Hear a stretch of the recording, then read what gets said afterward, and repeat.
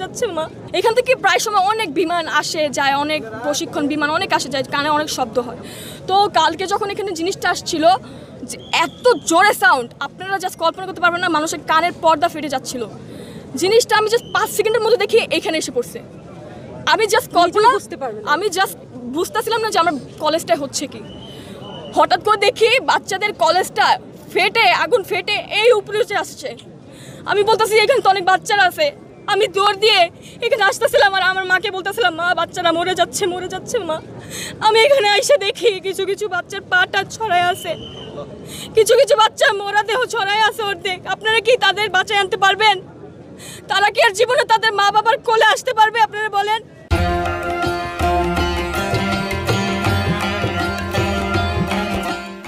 কালকে এখানে আমাদের একটার সময় ছুটি হয়, মনে করেন 12:40 বা 50-এর দিকে এখানে হয়তো এই ধ্বংসটা হয়েছে।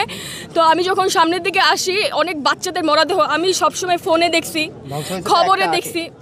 আমি কখনো কল্পনা করি না যে চোখের সামনে আমাকে এইগুলো দেখতে হবে। দেখতেছিলাম বাচ্চারা নিজের শরীর চামড়া পুড়ে যাচ্ছে, সেই অবস্থায় হাঁটতেছে, জানের ভিক্ষা করতেছে, আমাকে কেউ বাঁচাও বাঁচাও। সেই অবস্থায় বাচ্চারা হাঁটতেছে। বুঝেন আপনারা? কেউ বলতে পারবেন? বড়রা যখন মারা যায়, হ্যাঁ ওইটা একটু হলেও কম কষ্ট লাগে, কিন্তু ছোট ছোট যে বাচ্চারা মারা গেছে।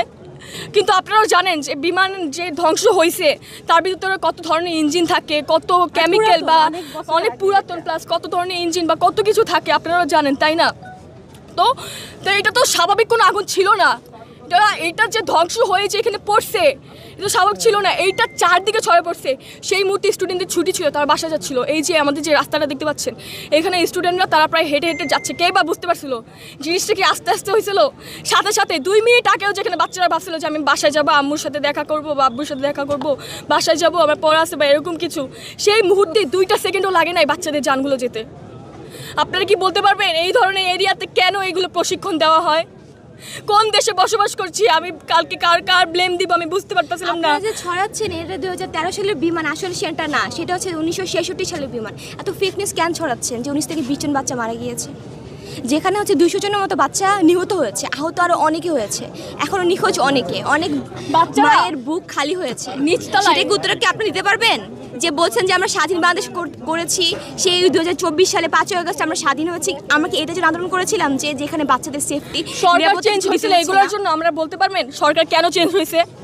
তারা এত আধুনিক বাংলাদেশ তৈরি করতেছে। দাবি এই যে এই এত পুরানা বিমান দিয়া কেন এই ট্রেনিংগুলি করা, আর এই ট্রেনিংগুলি কেন এইসব জায়গা আনে?